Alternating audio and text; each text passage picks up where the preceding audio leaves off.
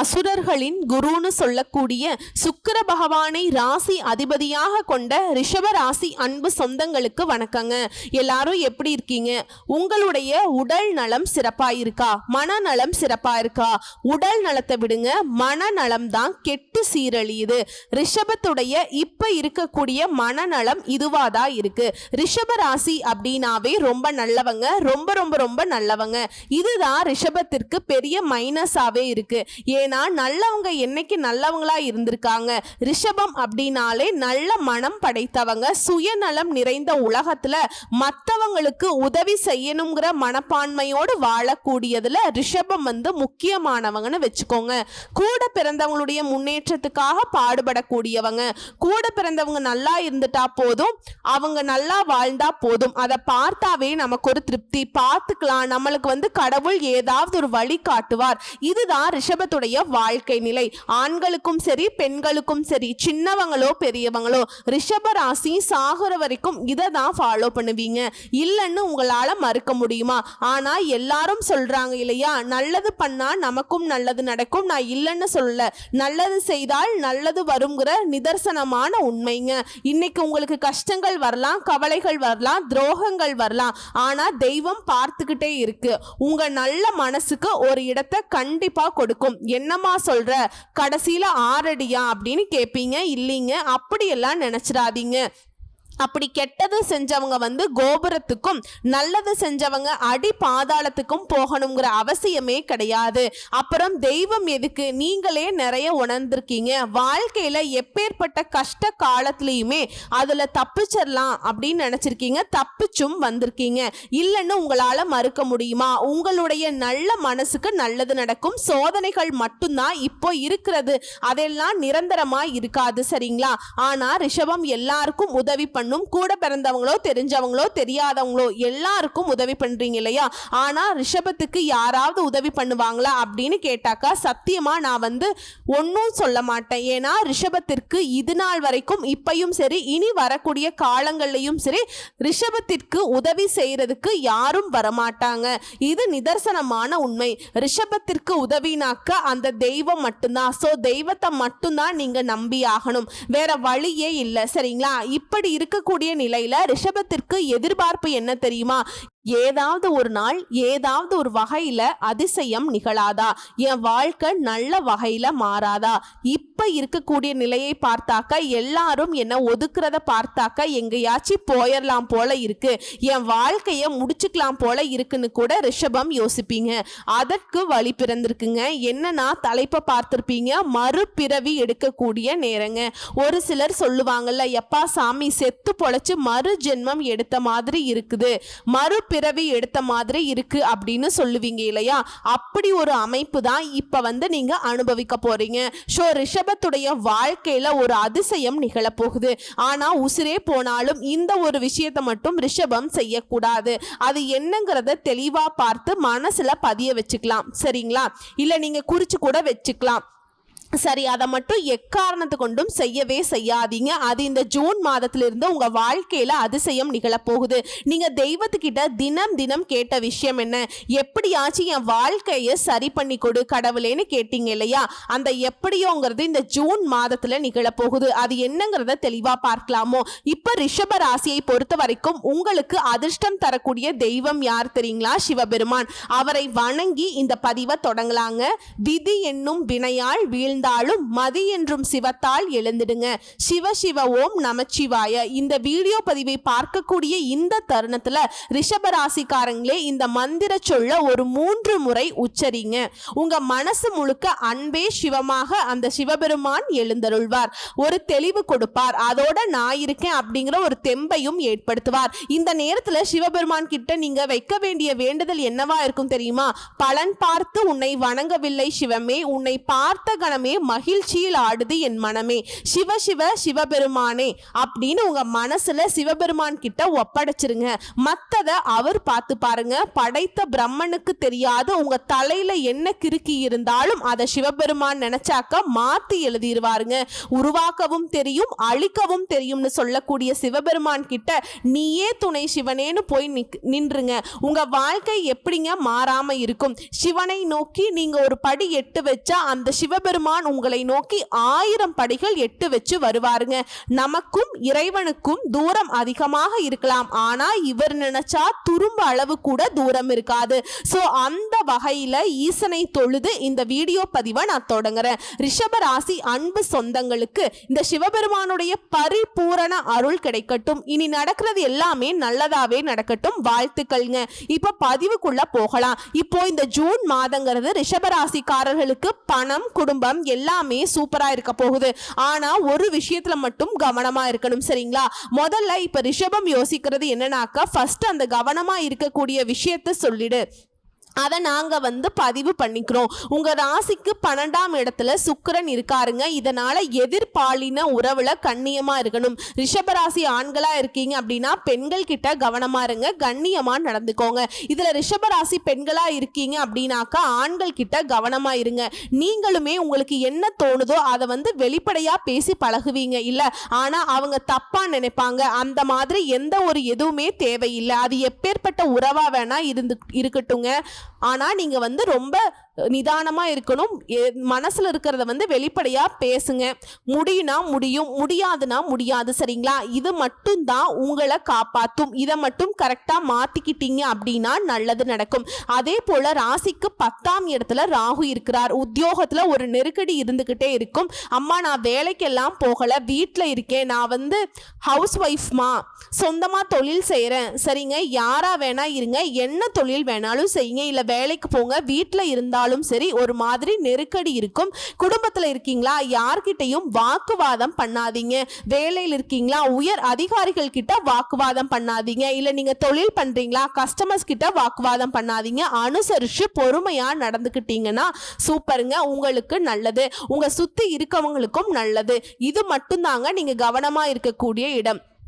சொல்லிட்டேனா? இது உங்களுக்கு ஃபர்ஸ்ட் தெரிஞ்சிருச்சா? இப்போ இந்த ஜூன் மாதத்துல எந்தெந்த கிரகங்கள் எங்கெங்க இருக்காங்க, ஏன்னா நம்முடைய நல்லதுக்கும் கெட்டதுக்கும் பொறுப்பாளிகளே அந்த 9 நவகிரகங்கள் தான். இதோட இந்த மாதத்துல எந்தெந்த கிரகங்கள் மாற்றமாகறாங்க அதை பொறுத்து நமக்கு எந்த மாதிரியான நல்ல பலன்கள் கிடைக்க போகுது. என்னம்மா எடுத்த உடனே சொல்ற, அப்ப எங்களுக்கு நல்லதே நடக்கும்னு சொல்றியா? ஆமாங்க, நல்லதுதான் நடக்க போகுது. நான் தான் முன்னாடியே சொல்லிட்டேன் இல்லையா, ஒரு மனுஷனுக்கு என்னென்ன தேவை, பணம் குடும்பம், இது ரெண்டுமே சூப்பரா இருக்குல்ல, மற்றதெல்லாம் அழகா சமாளிச்சிடலாங்க. அந்த வகையில ரிஷபராசி கார்த்திகை நட்சத்திரம் 2ஆம் பாதம் 3ஆம் பாதம் 4ஆம் பாதம், ரோகிணி நட்சத்திரம் மிருகசீரிஷ நட்சத்திரம் 1ஆம் பாதம் 2ஆம் பாதம். சோ உங்க எல்லாருக்குமே இந்த பலன்கள் பொது பலன்களாக பொருத்தமாகும். சோ ரிஷபராசியில கிரக நிலைன்னு பார்த்தோம்னா, ராசியில நவ கிரகங்களின் முதல்வன் மற்றும் நவ கிரகங்களுடைய இளவரசர்னு சொல்லக்கூடிய சூரிய பகவான் புதன் பகவான் இவங்க 2 பேரும் கூட்டணி நிலையில உட்கார்ந்துருக்காங்க. அடுத்து தன வாக்கு குடும்பஸ்தானத்தை பொறுத்த வரைக்கும் தேவர்களுக்கெல்லாம் குருவாக இருக்கக்கூடிய குரு பகவான் உட்கார்ந்துருக்கார். அடுத்து தைரிய வீரிய ஸ்தானத்தை பொறுத்த வரைக்கும் ஒருத்தவங்க அழகா இருக்காங்கனாக்கா, ஒருத்தவங்க நல்லா ஜாலியா இருக்காங்க அப்படின்னாக்கா, ஒருத்தவங்க நல்ல செல்வ செழிப்போட இருக்காங்க அப்படின்னாக்கா அதற்கு காரணகர்த்தாவா இருக்கக்கூடிய சந்திர பகவான், அதே போல நல்பலத்தோடு வாழ்றதுக்கு செவ்வாய் பகவான், இவங்க 2 பேரும் கூட்டணியில தைரிய வீரிய ஸ்தானத்துல உட்கார்ந்துருக்காங்க. அதே போல சுகஸ்தானத்தை பொறுத்த வரைக்கும் கேது பகவானும், தொழில் ஸ்தானத்தை பொறுத்த வரைக்கும் சனீஸ்வர பகவானும், அவர் கூடிய ராகு பகவானும் கூட்டணியில. அடுத்ததா ஐன ஜைன போகஸ்தானத்தை பொறுத்த வரைக்கும் சுக்கிர பகவானும் அதிபதி இந்த இடத்துல உட்கார்ந்துருக்கார். சோ இப்படி நவ கிரகங்கள்ல வலம் வருதுங்க. இந்த மாதத்துல கிரக மாற்றங்கிறது ஃபர்ஸ்ட் 2/6/2025 அன்னைக்கு புதன் பகவான் ராசியிலிருந்து தன வாக்கு குடும்பஸ்தானத்துக்கு மாற்றம்ங்க. அடுத்ததா இரண்டாவது இரண்டாவதா 8/6/2025 அன்னைக்கு செவ்வாய் பகவான் தைரிய வீரிய ஸ்தானத்திலிருந்து சுகஸ்தானத்துக்கு மாற்றம். மூன்றாவதா 14/6/2025 அன்னைக்கு சூரிய பகவான் ராசியிலிருந்து தன வாக்கு குடும்பஸ்தானத்துக்கு மாற்றம். நான்காவதா 22/6/2025 அன்னைக்கு புதன் பகவான் தன வாக்கு குடும்பஸ்தானத்திலிருந்து தைரிய வீரிய ஸ்தானத்துக்கு மாற்றம். இதை தாண்டி கடைசியா 5வதா 29/6/2025 அன்னைக்கு சுக்கிர பகவான் அயன ஜைன போகஸ்தானத்திலிருந்து உங்க ராசிக்கு மாற்றம். ஸோ கிரகத்துடைய அமைப்பு, கிரக மாற்றம், இதை தொடர்ந்து எந்த ஒரு விஷயத்தையுமே திறமையாக செய்து பாராட்டுகளை பெறக்கூடிய, மதிப்பும் மரியாதையும் பெறக்கூடிய ரிஷப ராசிக்கு நீங்க நேரத்துடைய மதிப்பை அறிந்தவங்க. ஸோ இந்த மாதம்ங்கிறது திட்டமிட்டு செய்யக்கூடிய காரியங்கள் எல்லாமே வெற்றி பெறும். உணர்ச்சி வசப்படாம நிதானமா எதையுமே செய்யறது நல்லது. எதுலையுமே எச்சரிக்கையாகவும் இருக்கணும், இதுவும் நமக்கு நல்லது. இதோட எதை செய்தாலும் சரி கொஞ்சம் கூடுதலா முயற்சி பண்ற மாதிரி இருக்கும். ஓகேங்களா? அடுத்து பயணங்கள் இருக்கும். ஓகேங்களா? அடுத்து அனைத்து தடைகளுமே அகல போகுது. தொழில் ரீதியா, வியாபாரம் ரீதியா இது தொடர்பாக கொஞ்சம் அலைச்சல் இருக்கும். அதே போல உங்ககிட்ட வேலை பார்க்குறாங்க பணியாளர்கள் இருக்காங்கல்ல, அவங்களுடைய செயல்பாடுகள் உங்களுக்கு கோபத்தை தூண்டும்படியே இருக்கலாம். ஆனா கோபப்படாம அந்த இடத்துல அனுசரிச்சு நடந்துக்கோங்க. அவங்களுக்கு புரிய வைக்கிறதுக்கு ட்ரை பண்ணுங்க. இருந்தாலும் எதை செய்தாலும் சரிங்க, தொழில் பண்ணுங்க, உத்தியோகம் பண்ணுங்க, இல்ல வீட்டில் இருங்க, என்ன பண்ணாலும் சரி, நீங்க யாராக இருந்தாலும் சரி, 6 வயதிலிருந்து 60 வயது வரைக்கும் 6 வயது பிள்ளை உங்களுக்கு என்னமா தெரியும், ஒரு பேச்சுக்கு சொல்றேங்க, கவனமா இருக்கிறது நல்லது. லாபம் அதிகரிக்கும், எதிர்பார்த்த பண உதவி கிடைக்கும். உத்தியோக பணிகள்ல இருக்கீங்களா, தனியார் துறையோ அரசாங்க துறையோ, ஆண்களோ பெண்களோ, கொஞ்சம் கூடுதல் பணிச்சுமை இருக்கும். இதனால கொஞ்சம் அதிகமாகவே உழைக்க வேண்டி இருக்கும்.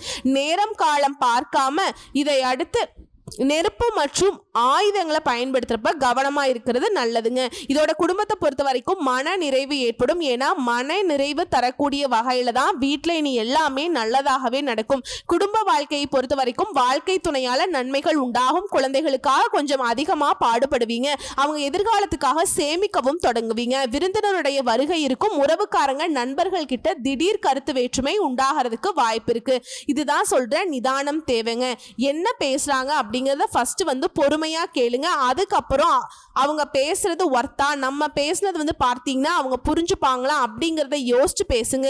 ஒரு சில இடங்கள்ல அமைதியா கூட இருங்க, அது சிறப்பு தான். சரிங்களா? இதுல ஒரு சிலர் உங்களுடைய குழந்தைகளை படிக்கிறதுக்காக வெளிநாட்டுக்கு அனுப்பி வைக்கணுங்கிற முயற்சியில இருப்பீங்க. அந்த முயற்சிகள் வெற்றி பெறும். பெண்களை பொறுத்த வரைக்கும் உணர்ச்சி வசப்படாம எதையுமே சிந்தித்து செயல்படுறது ரொம்ப நல்லதுங்க.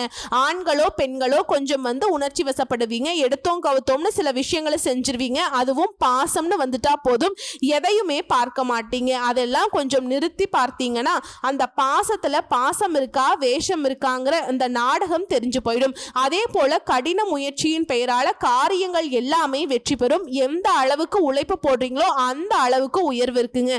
சரிங்களா? கல்லு போட்டாக்கா தண்ணி மேலே வரும்னு சொல்லுவோம். அந்த மாதிரி உழைப்பு போடுங்க, உயர்வு தன்னால உங்களை தூக்கிட்டு போய் மேலே வைக்கும். அதே போல அரசியல்வாதிகளுக்கு, உங்களை சார்ந்துள்ள கட்சி தொண்டர்களுக்கும் நெருங்கியவர்களுக்கும் மிகப்பெரிய உதவிகளை செய்து பாராட்டுகளை பெற போறீங்க. அதே போல மேலிடத்துல உங்களுக்கு சந்தோஷமான செய்திகள் சேரும். அடுத்து கலைத்துறையில இருக்கவங்களுக்கு படிப்படியான வளர்ச்சியை காண போறீங்க. வருமானம் நல்லா இருக்கும். ரசிகர்களுக்கு கொஞ்சம் செலவு செய்வீங்க.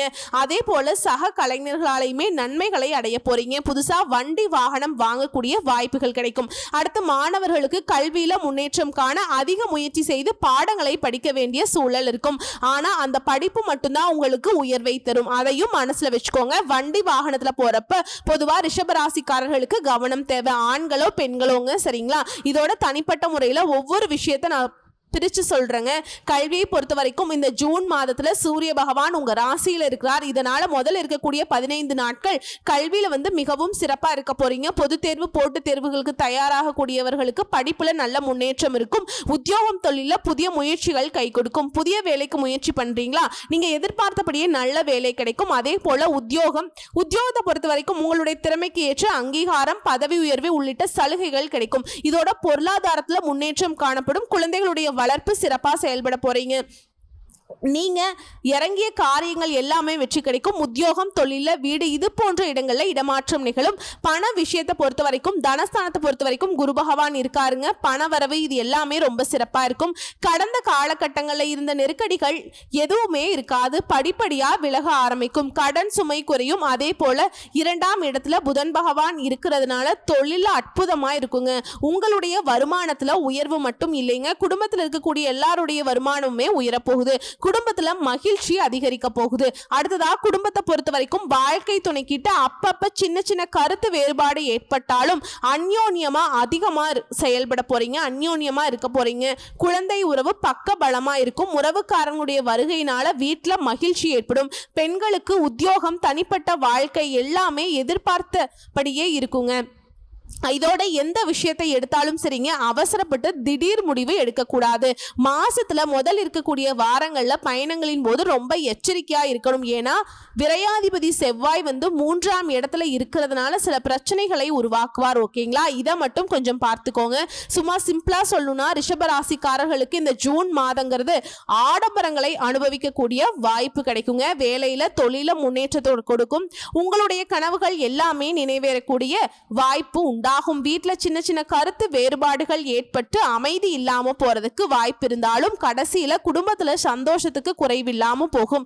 அதே போல நீங்க செய்யக்கூடாத விஷயம்னு பார்த்தோம்னா வாக்குவாதத்தை தவிர்த்துக்கோங்க. சோ இப்ப வரைக்கும் பார்த்தது ரிஷபராசிக்காரர்களுக்கு இந்த ஜூன் மாதம் அப்படிங்கிறது எந்த அளவுக்கு சிறப்பான மாதம்ங்கிறது பொதுவா பார்த்துட்டோம். இப்ப தனிப்பட்ட முறையில ரிஷபராசி கூட ஒவ்வொரு நட்சத்திரத்துக்குமே இந்த ஜூன் மாதம் எப்படிப்பட்ட மாதமாய் இருக்க போகுது. முதல்ல இருக்கக்கூடிய கார்த்திகை நட்சத்திரம் 2ஆம் பாதம், 3ஆம் பாதம், 4ஆம் பாதம் எதிலையுமே தனித்து நின்று சாதனை படைக்கும் உங்களுக்கு இந்த ஜூன் மாதம் அதிர்ஷ்டகரமான மாதம் தாங்க. உங்க லாபாதிபதி குரு பகவான் தன குடும்ப வாக்குஸ்தானத்துல சஞ்சரிக்கிறதுனால எடுத்த வேலைகள் எல்லாமே வெற்றியாகும். தடைப்பட்ட முயற்சிகள் இப்ப நடக்கும். குடும்பத்தில் இருக்கக்கூடிய நெருக்கடிகள் விலக ஆரம்பிக்கும். பண வரவு அதிகமாகும். வியாபாரம், தொழிலில் இருந்த தடைகள் விலகுது. ஜென்ம ராசிக்குள்ள உங்களுடைய நட்சத்திரநாதன் சூரியன் சஞ்சாரம் இருக்கிறதுனால எந்த ஒரு விஷயமே வேகமா செய்ய போறீங்க. நினைச்சது உடனே சாதிக்கக்கூடிய எண்ணங்கள், வேகங்கள் உங்களுக்கு இருக்குங்க. உடல் நிலையில் இருந்த பாதிப்புகள் சரியாகும். உங்க வேலையில அனைத்திலுமே வெற்றி பெறும். இந்த நேரத்துல தாயாருடைய உடல் ஆரோக்கியத்துல கவனம் வச்சுக்கோங்க. அதே மாதிரி தாயார் கிட்ட உங்களுக்கு இருக்கக்கூடிய சங்கடங்களுமே விலக போகுது. அடுத்து ஜீவனஸ்தானத்தை பொறுத்த வரைக்கும் ராகு சனி சஞ்சரிப்பு இருக்கிறதுனால செய்து வரக்கூடிய தொழில அக்கறை ரொம்ப தேவைங்க. உத்தியோகத்துல சிலருக்கு பிரச்சனை ஏற்படுறதுக்கு வாய்ப்பு இருக்கு. வேலையில கவனம் செலுத்துறது ரொம்ப அவசியங்க. நியாயமா செயல்படுவது உங்களுக்கு நல்லது. ஒரு சிலருக்கு எதிர்பார்த்த இடமாற்றம் ஏற்படும். மாணவர்களை பொறுத்த வரைக்கும் படிப்பின் மீது அக்கறையில மாற்றம் உண்டாகுது. நண்பர்களால முன்னேற்றத்திருந்த தடை படிப்படியா குறைய போகுது. செவ்வாய் பகவான் 3ஆம் இடத்துல சஞ்சரிக்கிறதுனால நீச்சமாகியும் இருக்கிறதுனால முன்னேற்றமான பலன்கள் அவரால் கொடுக்க முடியாது. இதுவே ஜூன் மாதம் 8 முதல் 4ஆம் இடத்துல சஞ்சரிக்கக்கூடிய கேதுவினால இவர் கூடவே செவ்வாயும் இணைவதனால உடல்நிலையில சங்கடங்கள் அதிகரிக்கிறதுக்கு வாய்ப்பு இருக்கு. அதனால ஆரோக்கியத்துல எப்பவுமே அக்கறை வச்சுக்கோங்க. அரசியல்வாதிகளுக்கெல்லாம் ரொம்ப எச்சரிக்கையா இருக்கணும். வீண் செலவுகளை குறைச்சிக்கோங்க. சரிங்களா, வீண் பேச்சையும் சிலருக்கு சங்கடத்தை கொடுக்கறதுக்கு வாய்ப்பு இருக்கு. அதையும் குறைச்சிக்கிறது ரொம்ப சிறப்பு. நெருக்கடிகள் ஏற்படுறதுக்கு வாய்ப்பு இருக்கு. சிலருக்கு ஏன் பதவியே கூட பறி போகலாம். சோ உஷாரா இருங்க. அடுத்து பெண்களை பொறுத்த வரைக்கும் குடும்பத்துல நிம்மதி உண்டாகுது. இப்ப முழுக்க தெரிஞ்சுக்க வேண்டியது என்னன்னாக்கா பேச்சுல தாங்க ரொம்ப நிதானம் தேவை.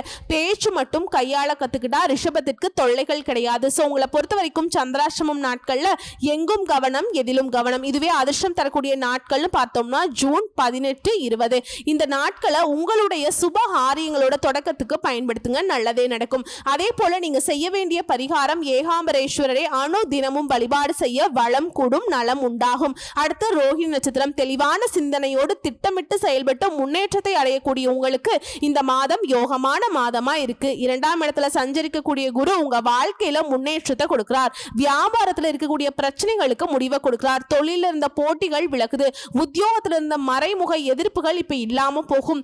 உடல் நிலை சீராகுது. இழுபறியா இருந்த கோர்ட் கேஸ் வழக்குகள் உங்களுக்கு சாதகமா முடியும். உங்களுக்கு எதிராக செயல்பட்டவங்க இப்ப அவங்களுடைய செயல்பாடுகளை முறியடிக்க போறீங்க. புதிய தொழில் தொடங்கக்கூடிய முயற்சிகளை இப்போ உங்களுக்கு வாய்ப்பு அமையும். வேலைக்காக முயற்சி செய்யறவங்களுக்கு உங்க தகுதிக்கேற்ற வேலை கிடைக்கும்.